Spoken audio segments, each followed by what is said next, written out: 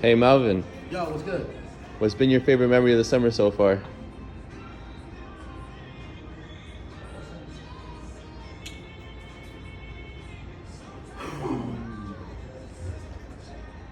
Probably seeing a actual R 1999 R32 V-Spec Nürburgring at SDR Garage in Illinois. Very nice, very nice. That was dope. All right. Hey Nate, Yes, Mike. what's been your favorite memory of the summer so far? Probably just getting the opportunity to be here and work here at Russ Darrow Mitsubishi. Very nice, awesome. Hey Matt, what's been your favorite memory of the summer so far? My favorite memory so far is from Ecosols buying all those diesel trucks for our lot. All right, let's go. Hey guys, we're here at Russ Darrow Mitsubishi.